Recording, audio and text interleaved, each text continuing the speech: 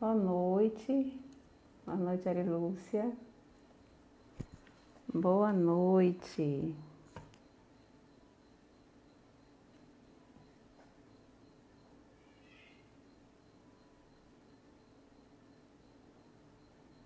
Tudo bem, querida? Brevemente estaremos nós aqui, né? Laércio, boa noite. Nós estamos frequentemente nos encontrando nas lives. Boa noite, Adélia. Pessoal chegando, Isabelle. Boa noite. Dá um tempinho aqui. Na medida do possível, é verdade, né? Aqui também tá tudo tranquilo. Na medida do possível. Boa noite, Laércio.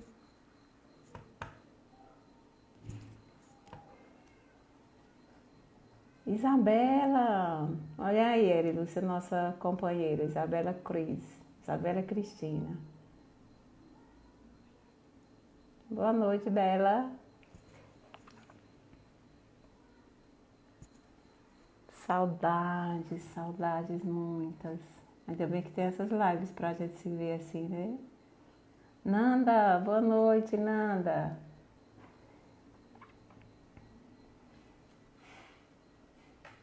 Chegando aí, puxando o banquinho.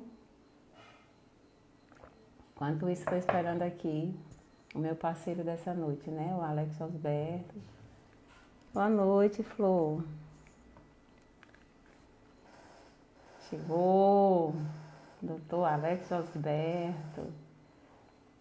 Opa! Então vou logo chamar ele aqui, para a gente já começar essa conversa aqui.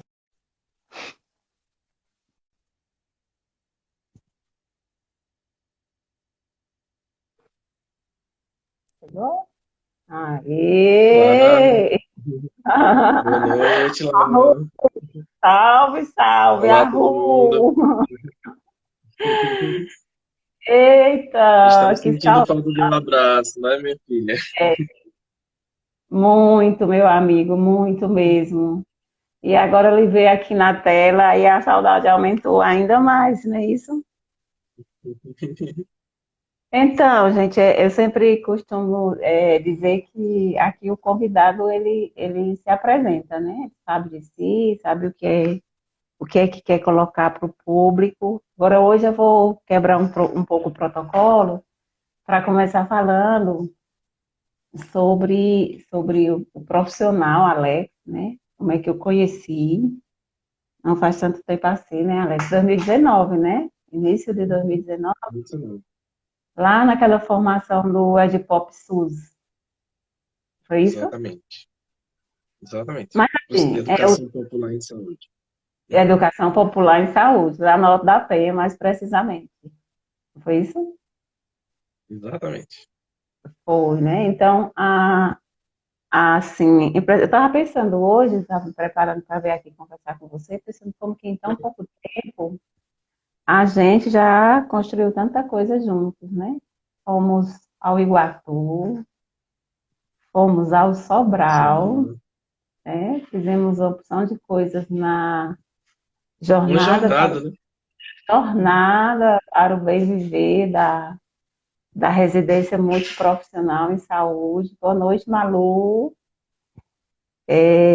Muito bom. Fizemos muitas. Abraço, Luciano, foi meu colega de colégio. Luciano Veloso, advogado, lá de Campos Luciana Sales. Velu. Ah, tá aí. Campos Sales aqui com a gente. Querida Malu.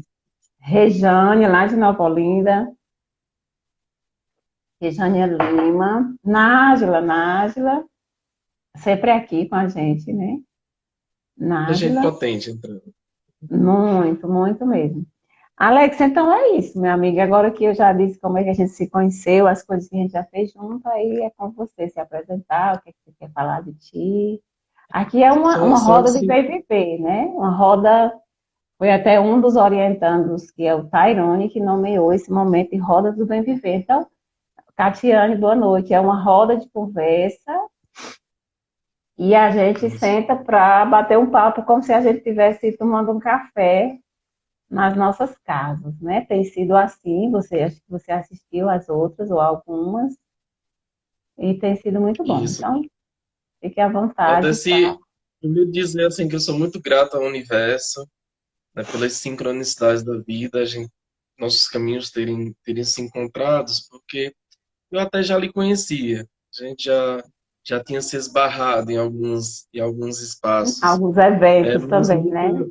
em alguns eventos, né, na universidade, em outros locais. Mas tem que ter um momento que os astros convergem, né? Que Saturno encontra Urano, que se convergem e cria a situação propícia, né? E teria que ser o elemento do bem viver a proceder esse encontro, né?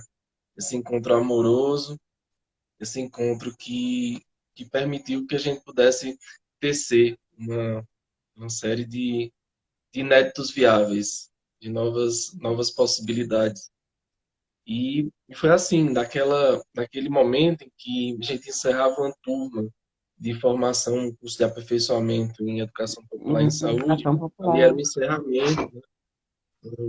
Muitas pessoas que têm construções bastante interessantes na região estavam participando desse curso, agentes comunitários de saúde, enfermeiro, pessoas de movimentos sociais, e aquele era um momento de fechamento do curso, de entrega dos certificados, né? Mas ficou o sentimento de rede, de que a gente não se encontra à toa, né? E você estava lá nesse momento, né? Professor Naldo também, muito querido, e ali mesmo, né? Naquele momento do Aquela curso, que seria um roda. momento, aquela roda, um momento que a gente estava fechando um ciclo, outro ciclo, né? Se abre, e ali mesmo a gente já gesta a jornada do bem viver, né? Que a gente vai falar mais um pouco dela nessa roda também, né? E ali também a gente já gestou teias, né? Uhum. O grupo Teias, teias, né? né? Já Também, tá não é ali, já isso? foi, rabiscou num pedaço de papel e já E já saiu começamos a partir dali, né? essa maravilha, né? Que É. só E aí os encontros possibilitam, né? Mais um inédito viável. possibilita. Aí agora eu falar um pouco por que essa temática, né? Então, eu vou fazer um pouco do histórico, né? Que nós somos ambos defensores de que os tratamentos psiquiátricos aconteçam em liberdade, né? Que as pessoas estejam inseridas em seus espaços, em suas famílias, em seus locais de trabalho, nós somos, poderíamos dizer que antimanicomiais, não é isso? Uhum. E É um começou modo de ser. quando a gente teve uma publicação aí no feed que o título é A Liberdade é Terapêutica, né? E ali, as pessoas que escreveram aquele documento, elas pedem para que a gente faça uma comparação, né? Nós estamos aqui no nosso Cariri há 70 dias, que nós estamos impossibilitados da livre circulação, Uhum. né? E como é que isso tem afetado a gente, né? Tem afetado a gente, assim, ainda que nós não temos diagnósticos de transtornos, de problemas de saúde mental, mas ainda assim nós já temos estudos apontando o quanto que nós estamos adoecendo. Eu digo nós enquanto comunidade global, né? O quanto que nós Uhum. estamos adoecendo a partir dessa restrição de liberdade, né? Dessa impossibilidade de ir e vir, né? O fica em casa, na verdade, ele é também uma grade, né? Uhum. Ele nos convida a fazer o que eu chamo de cair para dentro, né? De ficar por aqui. Então, por isso a temática, né? A liberdade é terapêutica. A liberdade é terapêutica, Alex. Como é que você vê isso Uhum. nos trabalhos do CAPS, álcool e drogas? Você concorda que ela é terapêutica? Sim.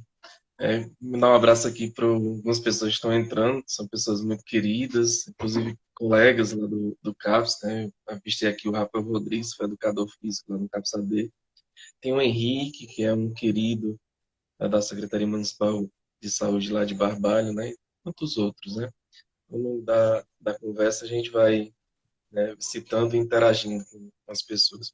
Acho que o primeiro Só- ponto, Aldeci, a gente perceber que confinamento não é estratégia de cuidado em saúde mental. Que o manicômio, né, que fechar e trancar, né, pessoas, não é estratégia de tratamento de saúde mental. Isso tem que ficar claro. Porque a reforma manicomial, ela vem sofrendo uma série de desmontes, de perseguições, né? É quase aquela história gramsciana, né, de que o antigo não morre, né, e o novo não consegue acender, surgir a luz, e nesse claro escuro os monstros surgem, né? Então, o manicômio nunca morreu na cabeça das pessoas. Né? O manicômio está dentro das pessoas. Por isso, tanto sofrimento, tanta expressão de sofrimento por ter que ficar em casa. É um momento de se voltar para dentro, de olhar para a própria sombra, para as fragilidades, para as dificuldades, e isso não é fácil. Eu lembro o poeta Carlos Drummond de Andrade, que em dois poemas, uma que ele fala dos diálogos, né? Que há muitos diálogos, diálogo com o ser humano, o ser amado, o inanimado, o animal, o vegetal, o mineral, a pessoa surda, o diálogo com os mortos, com os ancestrais. E ele faz um pedido no final do poema para que a pessoa escolha o diálogo, né? Ter o melhor diálogo, ter o melhor silêncio, porque mesmo no silêncio e com o silêncio dialogamos.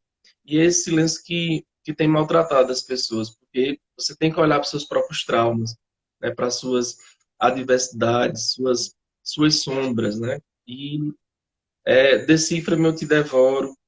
E isso não é fácil, isso é muito difícil de ser feito, né? E as pessoas, ao invés de permanecer em casa, continuam fora, né? Porque tem medo de se visitar. No que o segundo poema que eu queria trazer, que é a mais dangerosíssima viagem, né? Usando o Drummond, ele usava um neologismo do inglês, a palavra danger, né?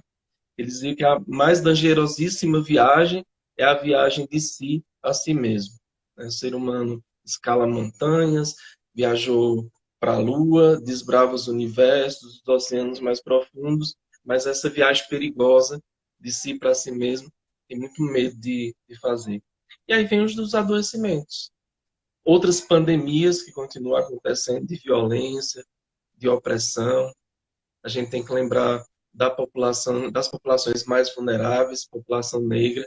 Né? Hoje mesmo, na Minnesota, lá nos Estados Unidos, o estado de Minnesota, em Minneapolis, está ardendo em chamas, né, em protestos, porque uma pessoa negra foi detida pela polícia e morreu porque simplesmente pisaram no pescoço dele por intermináveis, né, minutos, pisando nele no pescoço, e ele faleceu por conta dessa opressão.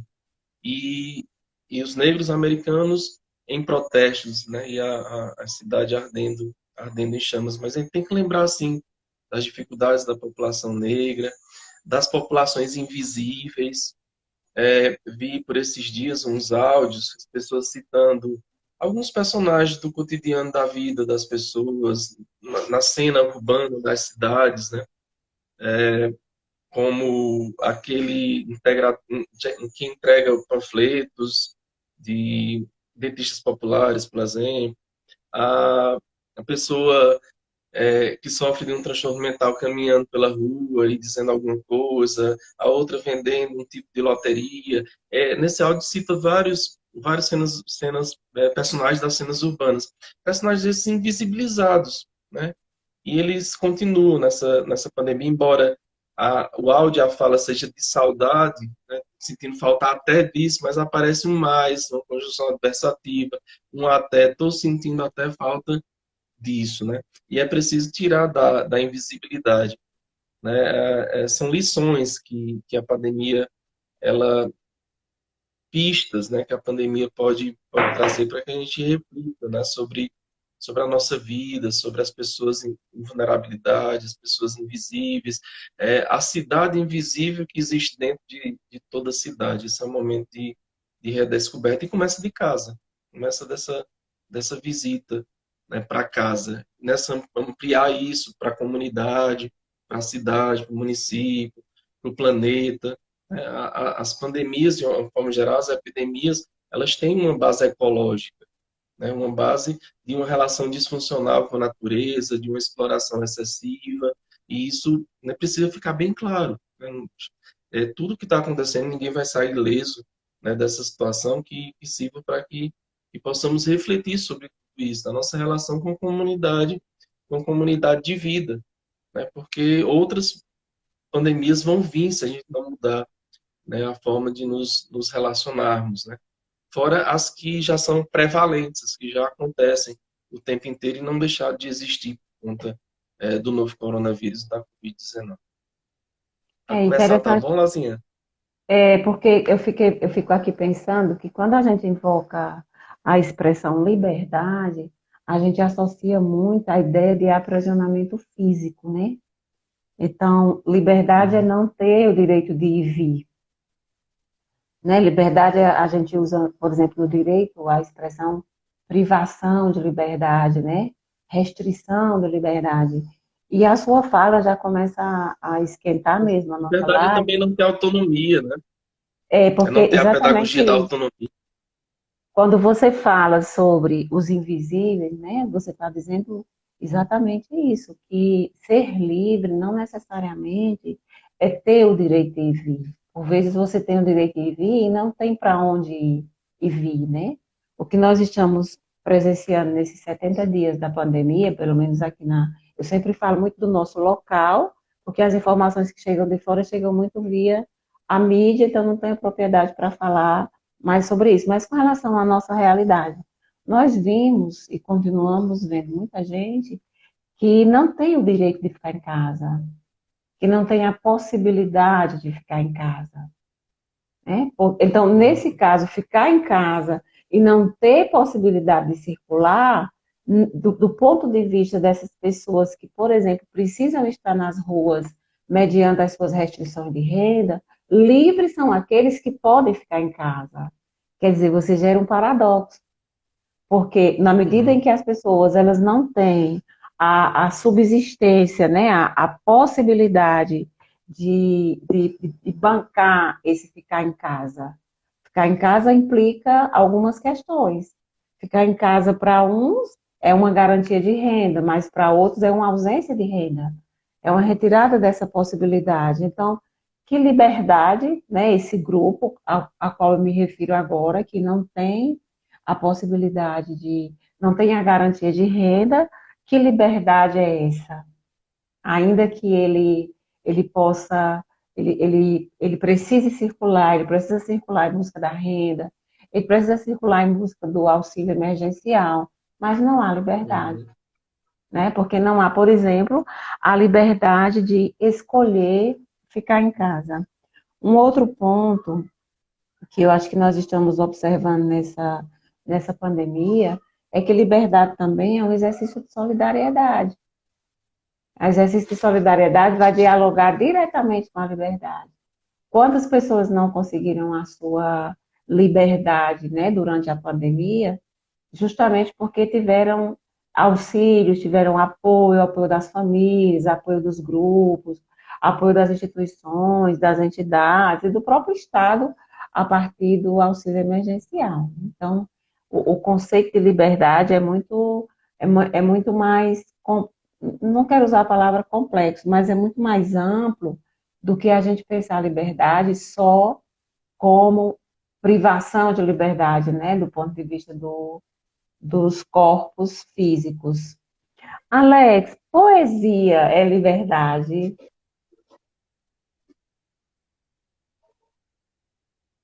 Você me ouviu? Acho que está travando. Tá cortando um pouquinho lá. Então, eu perguntei até que ponto a poesia nos liberta, poeta. Enquanto Alex nos escuta, Você ouviu agora, amigo? Ouviu ou você quer que eu Agora repita? deu uma cortada, parou, assim, não tô mais te escutando. Eu peguei mais ou menos Mas o está teu ouvindo raciocínio, agora? né? É, que eu perguntei, na verdade, eu perguntei para a gente começar a poetizar a live, né? Porque tudo que a gente faz tem muito de poesia e de arte. Aí a minha pergunta para você foi É, até que não, ponto a poesia não tá disputando. não tá escutando, né? Tá travando aí. Então, enquanto vai, É, não tá dando não. não, né? É porque realmente o seu sinal aqui está aparecendo como se estivesse Acho que eu vou sair e carregando. entrar novamente, né?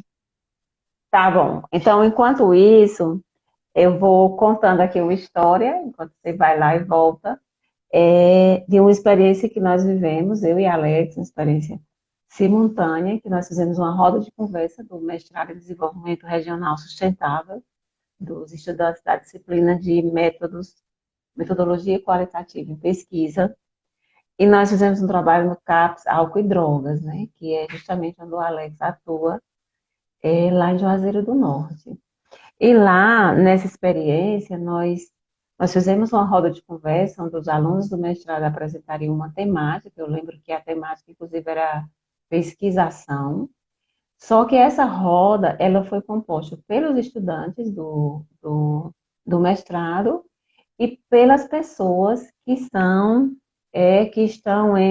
em tratamento, né, que estão em acompanhamento dentro do CAPS AD de Juazeiro. E assim, é uma experiência que eu gosto de contar, aqui na live é a primeira vez que eu conto, mas já contei em outros lugares, porque foi uma experiência de muita liberdade, de muita liberdade. Primeiro, Patrícia, um abraço. Primeiro, a questão da gente conseguir colocar no mesmo espaço e com a mesma possibilidade de exceção pessoas que são consideradas pessoas marginalizadas socialmente, né? Pessoas que estão em tratamento no CAPS pelo consumo de álcool ou outras drogas, e os estudantes do mestrado. E foi uma experiência muito rica, uma experiência muito interessante, porque eu observei que os nossos alunos do mestrado, eles exerceram um tipo de liberdade que foi a liberdade de chegar até esse outro, dentro do espaço desse outro, que era o CAPS AD de Juazeiro do Norte, e chegar, na medida do possível, se retirando do lugar muito comum de nomear esse outro, né? E não preciso nem adentrar aqui como é que se nomeia esse outro que está sendo atendido no CAPS, álcool e droga. Então, acho que os alunos do mestrado naquele dia exercitaram uma liberdade de compreensão, de recepção desse outro.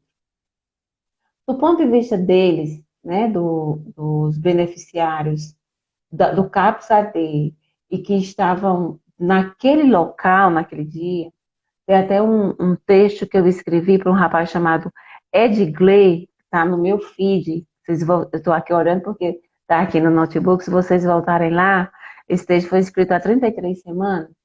E daqui a pouco eu falo sobre a Edgley. Mas do ponto de vista das pessoas que são assistidas pelo CAPS AD e que estavam naquela roda, eles experienciaram uma liberdade para mim muito importante, que foi a liberdade de sentir-se valorizado, de sentir-se dentro da roda.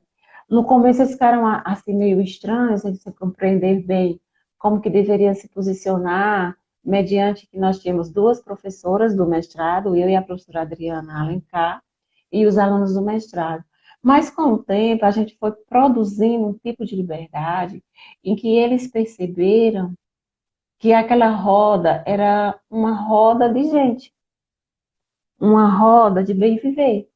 Não era uma roda para classificá-lo, para diagnosticá-los, ou para aplicar mais um novo tratamento, uma nova estratégia de medicação. Era uma roda de integração.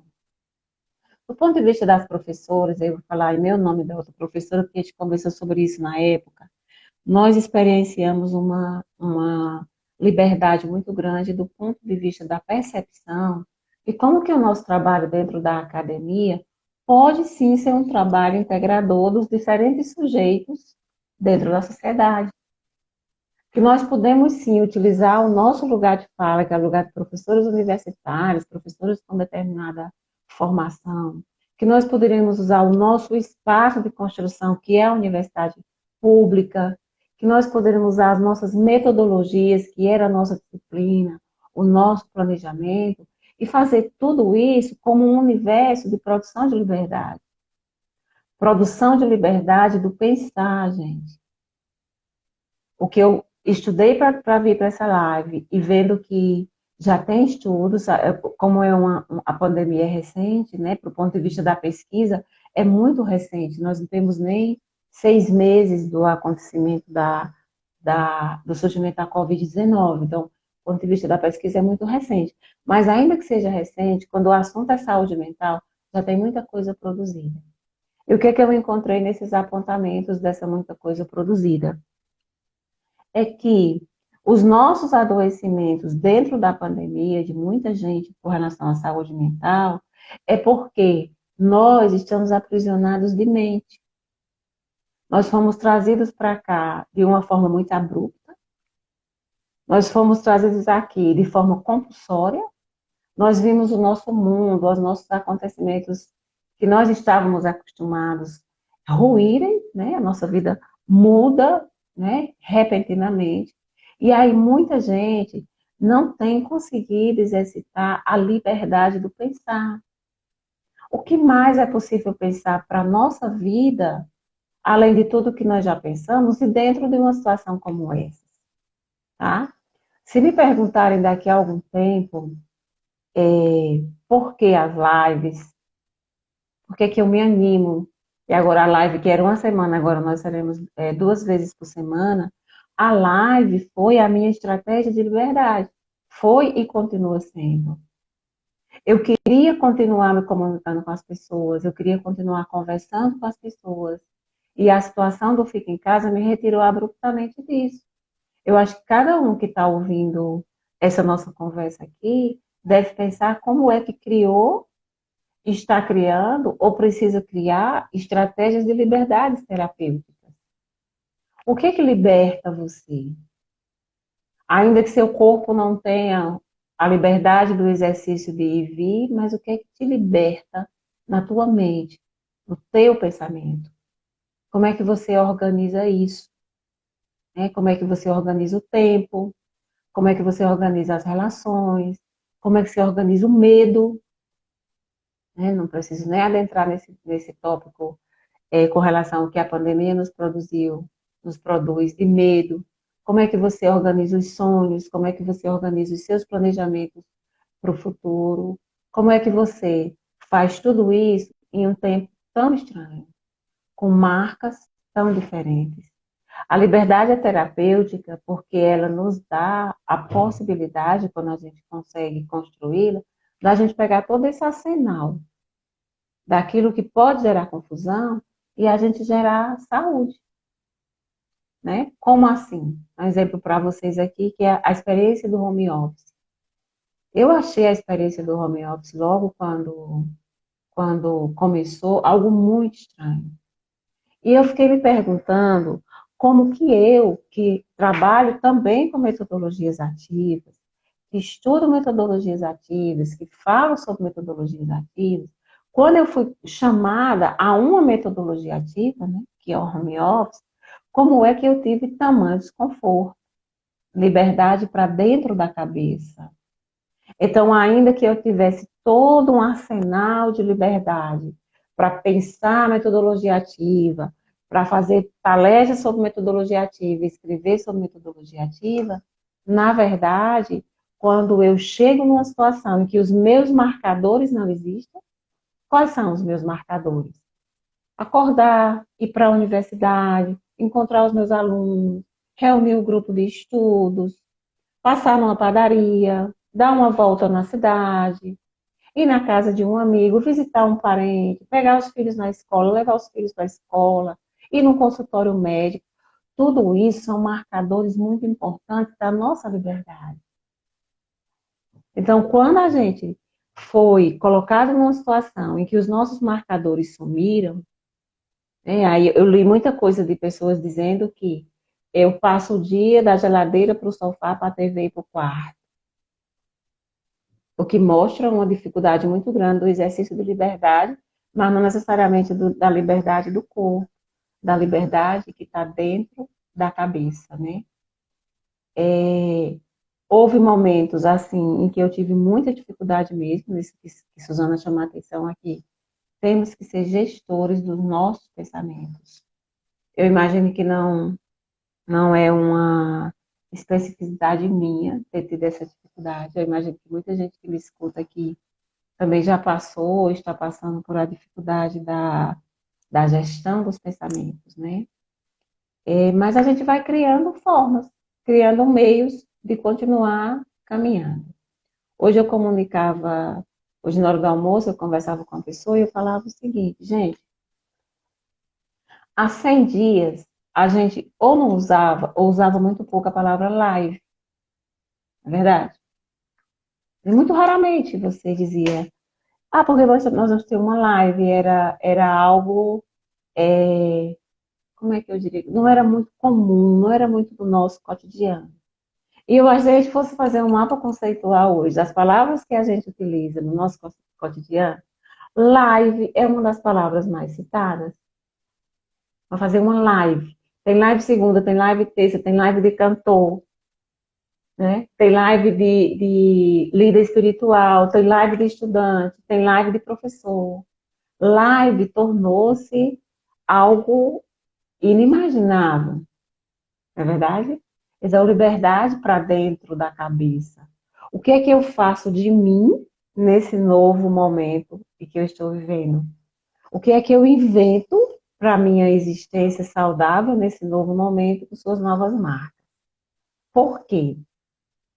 Uma característica da liberdade é que a liberdade ela é produtiva de alegria, tá? Voltando lá para o caso de Edgley e por causa das outras pessoas que eu encontrei no CAPS, Álcool e Drogas, eu observei como que aquele encontro ali com os estudantes do mestrado produziu muita alegria neles, na medida em que eles se sentiram livres.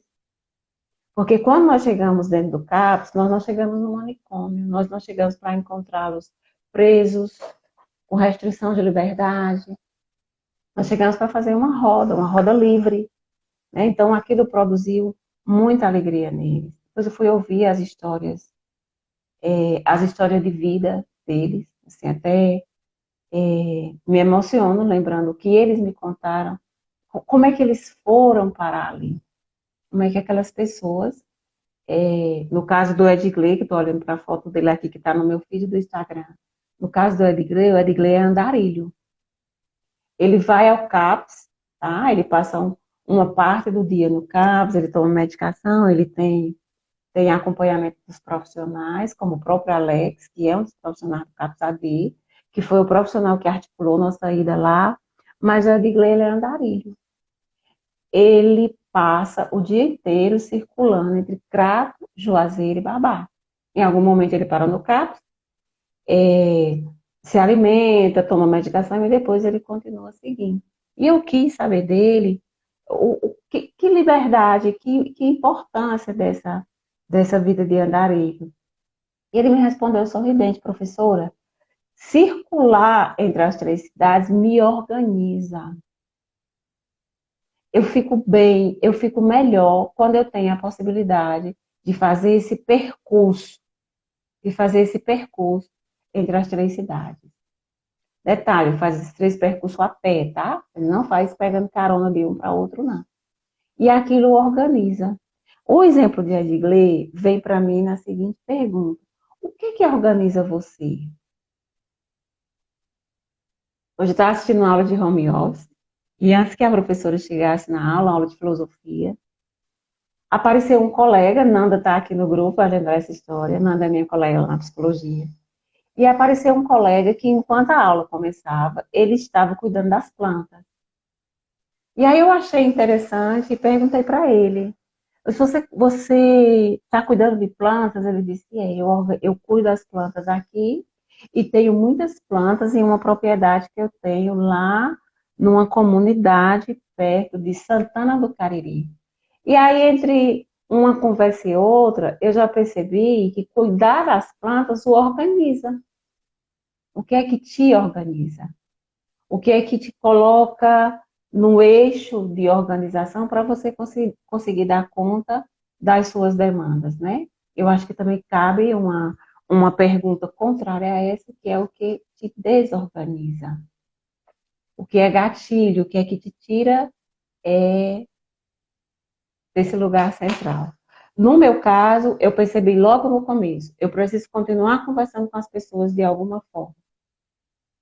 Eu preciso continuar tendo uma janela. Para mim, o celular aqui me gravando é como se fosse a janela da minha casa, talvez lá na minha infância, quando eu morava com meus pais lá em Nova Olinda, e eu na janela dizendo, oi, boa tarde, tudo bem? Como é que vai a senhora? Seu pai está bem? Seu irmão está bem? O celular e a live viraram isso para mim. Liberdade para organizar os pensamentos, liberdade para se sistematizar, liberdade para ser, tá? Porque o próximo tópico que eu anotei para conversar com vocês aqui é que, ainda que aquelas pessoas que eu encontrei no CAPS, lá do Juazeiro, elas sejam livres para ir e vir, no caso do Edgley, que é andarilho, e no caso de outros lá. A pergunta, opa, Alex voltou aqui. A pergunta é, do ponto de vista da utilização dos entorpecentes, eles são livres? Na verdade, é até bom que a Alex esteja voltando, porque acho que essa pergunta precisa ser colocada. Alex, está me ouvindo? Alex, Assim, quando eu estou sem entrar no vídeo, eu consigo lhe escutar picotando, né? Mas quando entra assim, eu não consigo lhe escutar de jeito nenhum. está ouvindo agora? Eu acho que é o problema aqui. Nanda está dizendo que o que organiza ela é o trabalho dela, né? Está me ouvindo? Pronto, agora tô escutando já. Tá? Tô ouvindo. Tá picotando, mas dá para ouvir. Então, eu falei a história do Edgley, lá do CAPS, Maravilha. do Que Andarilho, vivência contei maravilhosa aquela quando chegou no mestrado. isso com a Até turma do hoje os mestrado. usuários comentam daquela visita. Então, aí eu acho que As falas dele. aí você poderia complementar, porque a minha pergunta, quando você entrou, era o seguinte: eles têm a liberdade de ir e vir, porque o CAPS não tem uma estrutura manicomial, não é isso? No caso Isso. do Edgley, inclusive, ele é um andarilho. Aí a minha pergunta naquele momento era até que ponto a dependência química afeta a nossa liberdade. Mas não essa liberdade que a gente está acostumado a falar, mas justamente a liberdade de ser, a liberdade de criar. E aí, como você tem experiência com eles lá, eu acho que você chegou na hora certa. Me dizer que os CAPs eles foram criados como equipamentos substitutivos dos manicômios. Então, é uma criação recente, de 1994 para cá. Então, 20 anos na história da humanidade não é muito tempo. Temos 300 anos de manicômio, né, e apenas 20 anos de CAPS, né? Então, já começa por aí, né? Se em 300 anos o manicômio não deu certo, né? Como é que você pode olhar, né, e dizer que os equipamentos e dispositivos da reforma psiquiátrica não atingem plenamente seus objetivos? Porque é aquilo que eu falei antes, né? Do antigo que não morreu, o manicômio dentro da gente. A gente tenta trabalhar a autonomia e responsabilidade do paciente. Mas muitas vezes aquele paciente ele foi forjado, o usuário foi forjado dentro de uma pedagogia da dependência, de que é alguém que tem que dizer o que é que ele tem que fazer, né? A vida inteira dizendo que ele tem que fazer, onde ele deve estar, onde ele deve passar, por onde ele deve ir, né? Então, às vezes, é difícil para os próprios trabalhadores da saúde mental e para os usuários compreenderem perspectivas diferenciadas, né? E até de modos de ser, de resistências. Por exemplo, a gente vê, às vezes, profissionais insistindo na abstinência, né? E sem perguntar ao usuário exatamente o que é que ele quer, né? Tem usuário que talvez não queira a abstinência permanente. Você não utilizar nenhum tipo de substância psicoativa no mundo, né, maluco, como a gente está vivendo, com essa psicosfera toda afetada, né? E você fazer isso como imposição. Então, é, os pacientes, os usuários, eles precisam decidir, né, como eles querem viver, como eles querem E lá no CAPS a gente tem que cuidar deles, ser uma escuta boa e não apenas impor, inclusive com prescrições, dizendo o que é que ele tem que tomar, né? E assim, quanto mais se dá, mais se quer e mais se torna dependente, né? A gente tem uma pressão muito grande do chamado biopoder, né? Da indústria farmacêutica, da indústria, né? Da química, né? Que vende pílulas da felicidade, que vende soluções de transtornos mentais, desde os leves até os mais graves, até daquilo que não é transtorno mental, que é próprio de cada um de nós. Todo mundo tem medo, todo mundo tem angústia, todo mundo sofre, né? Porque artificializar as emoções, não trabalhar a pedagogia da autonomia, a emoção do lidar, né? E o Edgley, ele foi muito emblemático naquele encontro, naquela reunião do mestrado, naquela aula, né? A gente pode dizer assim, é assim que eles tratam, assim que os usuários se referem quando recuperam o vivido, né? Quando lembram do que aconteceu naquela tarde, né? Foi uma aula, eles tiveram aula, eles foram alunos do mestrado por uma tarde, né? E isso foi muito significativo para eles, né? O Edgley, ele chega no CAPS os outros pacientes, os usuários comentam que é um menino lobo, né? Que é como se aquele personagem do filme, né? O Mowgli, né? O menino lobo, como se tivesse criado por bicho, né? Sem referências, isso é como os próprios pacientes às vezes se referiam, né? E o Edgley, ele vive em situação de rua, é uma pessoa em situação de rua que tem o CAPS como um espaço onde ele de, segundo ele mesmo fala, né, onde ele reexistiu, né? Ele passou a ser aquilo que ele era essencialmente, né? E nesse tempo de contingenciamento, por conta da pandemia, o Edgley foi para o centro de isolamento social lá de Juazeiro do Norte. E ele não permanece lá no centro de isolamento social porque ele disse que a rua chamou ele, né? A rua me chamou, tive saudade da rua, Eu da tava falando liberdade. sobre isso, que ele é andarilho, né? Que ele circula nas cidades, não é isso? Isso. Enfim, aí ele quase que diariamente vai lá no CAPS, né, e toma banho, a gente conversa, tem contato com ele, tenta ver como ele está. Ele conseguiu tirar o auxílio emergencial, conseguiu Mas assim, encaminhar, né, e a gente tem esse maravilha. contato direto com o Edgley, né? A sua E assim como tantos outros Edgleys, né, por aí que vão tentando resistir, né, diante de tanta doença mental que a gente vive. Quando eu falo do adoecimento mental, eu me refiro ao adoecimento mental coletivo, né? A doença mental ela é coletiva, ela se expressa nos indivíduos mais sensíveis, mas ela é sempre na comunidade, é sempre na cidade, é sempre no país, no mundo, é sempre coletivo. E a gente precisa usar outros instrumentos para acolher e cuidar, que não somente droga pela droga. No caso dos usuários de álcool e drogas, né? Você trata com mais droga, né? Por que não tratar com a arte, né? Tratar com o teatro, com as possibilidades de expressão, né? Da linguagem, né? é, Pedagogia da autonomia mesmo. É isso que a é, gente tenta todos os dias. Não é fácil. Uhum. você está me ouvindo agora? Tô ouvindo. Tá? Não, porque eu ouvindo você, e eu fiquei pensando assim, como que nós que estamos aqui nessa live, nós que também vamos ouvir depois, a live fica 24 horas salva no IGTV, e como que a gente lida com o diferente, né, que chega perto de nós? Porque às vezes essa diferença, ela é manifesta em caixas que já se está acostumado a classificar, como, por exemplo, o dependente químico, né? É, a pessoa que tem um transtorno mental. Mas se a gente for observar de perto as nossas relações e as pessoas que a gente encontra, a gente encontra muita diferença no cotidiano. E como é que a gente faz? A gente coloca na prateleira da É. segregação, a gente acha que vai resolver aquilo tudo na medicação, né? Ou a Uhum. gente pensa que a liberdade também é terapêutica. Por exemplo, a liberdade do existir.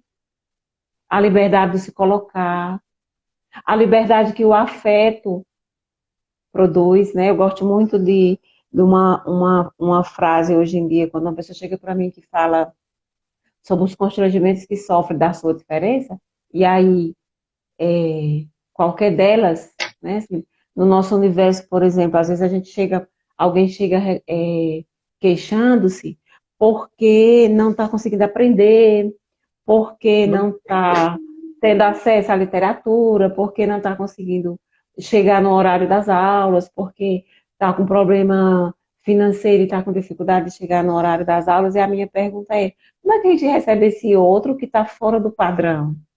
Né? Porque se você pensar assim, eu preciso cuidar daquelas pessoas que são dependentes químicos de álcool, por exemplo, mas uma diferença mais simples dentro da nossa própria família, uma diferença comportamental, uma diferença de pensamento, eu não precisaria é, me preocupar, né? E aí o que eu estou querendo chamar a atenção é justamente isso.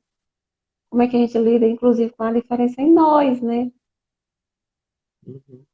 O tempo que você esteve fora, eu fiz um pouco um depoimento sobre como é que eu tive que me resolver dentro da pandemia, como é que eu fui encontrar um lugar de organização, como é que eu me organizo para um tempo pandêmico, né? Aqui eu vi que a Adélia disse que se organiza na roça, então está no lugar certo, porque ela está lá no projeto lá em Piranhas, em Alagoas. Como é que você se organiza, Alex, na sua história, no seu trabalho, na sua vida? O que é que te organiza, potencializa, É, liberta? infelizmente não escutei uma boa parte, né, do teu raciocínio, né, mas eu entendi, né, o que é que eu devo dizer agora, né? É importante que a gente possa perceber uma coisa, assim, que sempre a gente condenou os santos de casa. Sempre. Há um dizer popular que diz que o santo de casa não faz milagre. Sim, É só quem pode fazer milagre. É só quem conhece. É só quem sabe, né, como pode se organizar internamente, conversar com os traumas, com as sombras. Não tem outros, não tem santo melhor, né, para você recorrer nessa pandemia do que o chamado santo de casa. Né? É você com você mesmo, encontrar, né, as possibilidades de organização diante de tudo isso. Claro que há sempre pressões externas. Né? A gente recebe pressões externas, quem está na academia diretamente recebe pressão da academia, tem que terminar isso, tem que terminar aquilo, do trabalho, porque eu sou profissional de saúde, não parei, né? Então, o tempo inteiro a gente está recebendo demanda, quem está na linha frente do Covid, né, está aí, né, direto, assim, assoberbado de trabalho e com coisas para resolver na casa também. As crianças que não estão indo para a escola, que é uma outra forma, né, agora, assim, é interessante, assim, que eu acho que ele não pode perder a dimensão criança. Agora há pouco entrou Marília no vídeo, que é minha filha de 7 anos. Ela tá tão segura, tão tranquila, sabe? Porque ela sabe que tá ancorada. Ela sabe que tem quem cuide dela. Ela não tá assustada, não tá com medo. Né? Ela tá curtindo esse momento em casa. Com as dificuldades próprias, né? Da idade de entender por que é que não pode abraçar o seu avô, por que é que não pode visitar os avós, né? Ela vai, vai se superando, mas assim, sem medo, porque sabe que tem apoio, que tem suporte, que tem onde se ancorar. Então, eu acho que cabe a gente também descobrir onde podemos nos ancorar, onde podemos nos apoiar. Cadê a nossa rede? Cadê a nossa rede de apoio? Nós precisamos aqui, por exemplo, reinventar, e aí eu lembro a doutora Vera Dantas, que é uma grande educadora popular em saúde, médica, né? Que ela fala muito nisso, de reinventar a presencialidade. Porque a educação popular em saúde, e aí eu cito a Vera Dantas, porque a educação popular em saúde, em promoção da saúde, talvez seja uma das maiores médicas em atividade no Brasil hoje. E ela diz muito isso. Olha, eu recebi, muita gente fala que, por exemplo, o que é que vai ser agora nesse tempo a educação popular sem poder fazer ciranda, sem poder fazer roda, sem poder encontrar, Isso a educação popular não é só a ciranda, não é só a roda, são todos os instrumentos importantes para a gente se encontrar. Mas a gente reinventa as presencialidades, o uso das redes sociais, né, a atuação no nível comunitário mais próximo, usando esses recursos com toda dificuldade. A gente sabe que, ó, agora mesmo eu tive dificuldade com a internet, né? Isso não está acessível e disponível para todas as pessoas. Mas dentro das possibilidades de cada um, você revê essas outras formas de estar presente.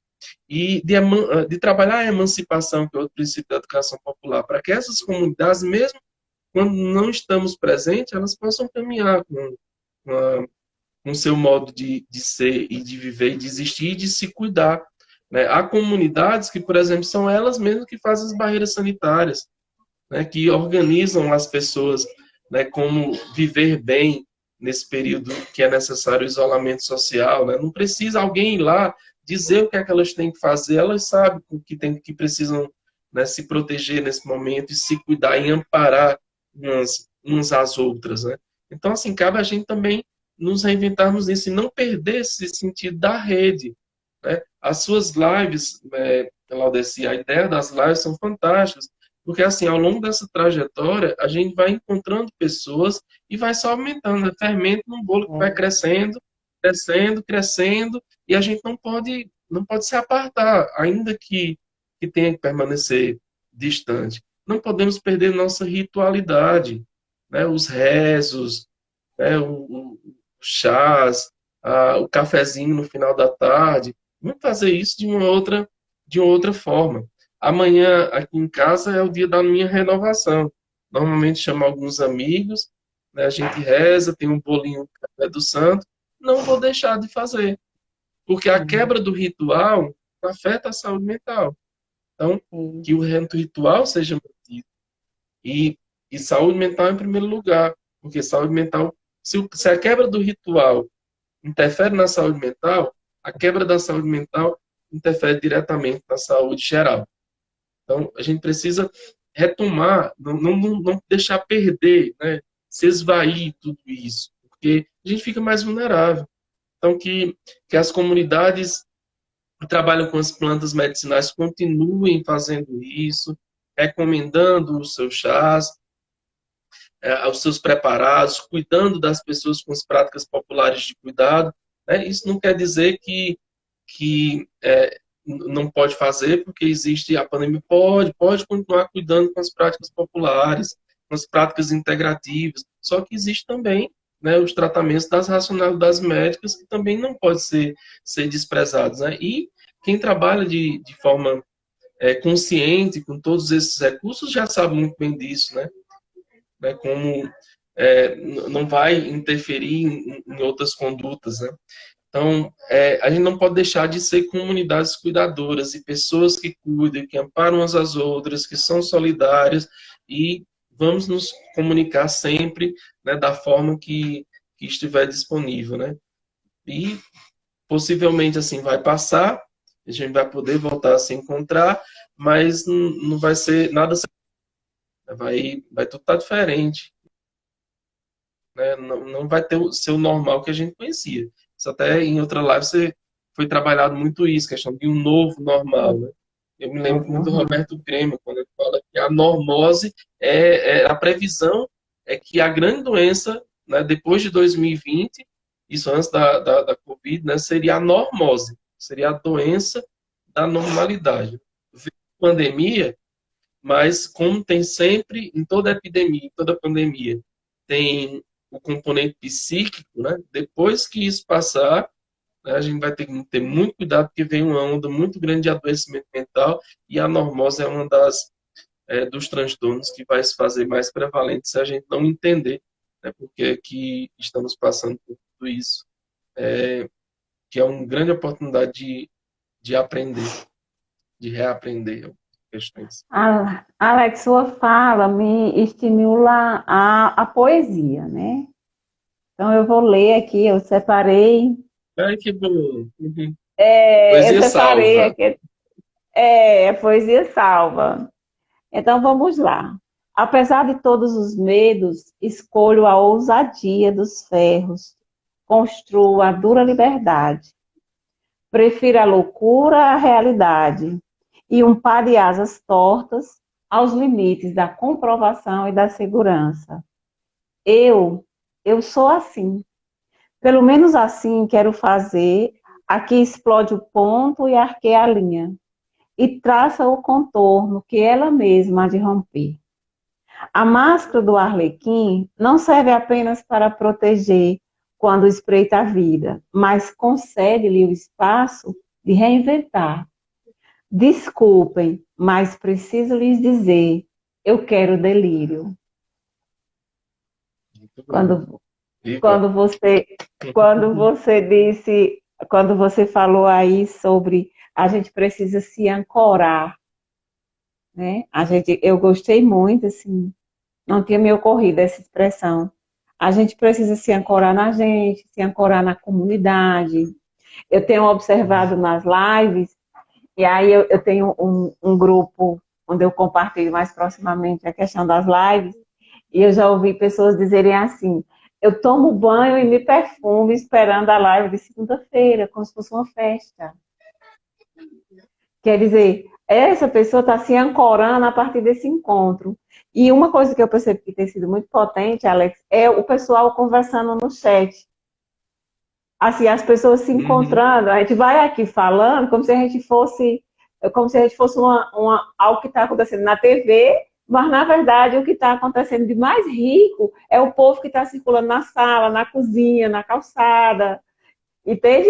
Enquanto a tela está ali Uhum. acontecendo, as pessoas estão se encontrando nesse lugar, né?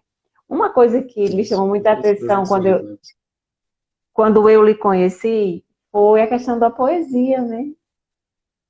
Você é Uhum. um poeta, cantador, inventor, quantas coisas a gente não viveu nos trabalhos que a gente fez com a gente poemizando a vida, né?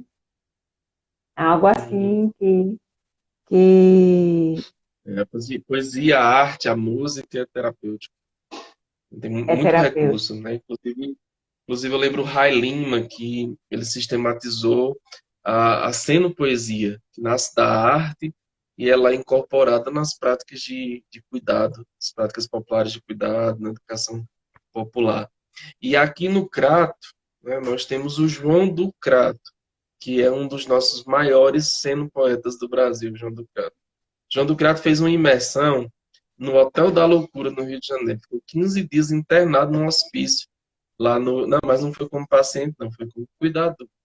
Mas usuário e cuidador se misturavam nessa riqueza que era o Hotel da Loucura, lá no Hospício do Engenho de Dentro, no qual trabalhou simplesmente a Alice da Silveira, nossa referência em saúde mental. Então, nós temos aqui na região, né, grandes poetas, grandes artistas, né, que dialogam diretamente com a saúde, com a educação popular, né, cordelistas. Né? A gente podia citar vários aqui que tem essa ligação na saúde. Né? O poeta Luciano Carneiro, cordelista, o Alexandre Lucas, que é aquele menino que faz na comunidade do Gesso, é algo impressionante. Né? Inclusive o projeto E Forte Carlos Poesia, né? Henrique é poeta também, né? Pós-poesia. E o que ele faz como intervenção urbana, né? Ele ressignificou junto com a comunidade uma área que era invisível no Crato e vítima de muito preconceito, né? Ele reinventa a partir da palavra, da arte, da poesia. Tem o Carlos Henrique, que é xilogravurista e também dialoga muito forte com a saúde. Mestre Cirilo, lá na Bela Vista, do Maneiro Pau, né? E tantas outras artistas do nosso convívio, né, O que mestre da fazem muitos capoeira. diálogos. Né? Ah, o mestre Chico O Ceará, não mestre podemos Chico esquecer, Ceará mestre da Gilberto, né? capoeira. Verdade, isso é saúde O pura, dos ipês, o que plantou saúde os mental ipês. pura. Alex, a nossa live vai cair em 20 segundos, tá? Aí só para avisar o pessoal que na sequência a gente retorna, porque a conversa tá boa, a casa Ah, tá tá bom. cheia. E tem Não gente fazendo agoniado, no siquilo, cafezinho. ó. Tem gente fazendo siquilo e assistindo a live lá no interior de São Paulo, acabou de colocar. Pilar do Sul Coisa fazendo boa. Um siquilo. cafezinho também, volta já. Então a gente volta já, gente. Segura aí, vai cair. 4, 3, 2, 1.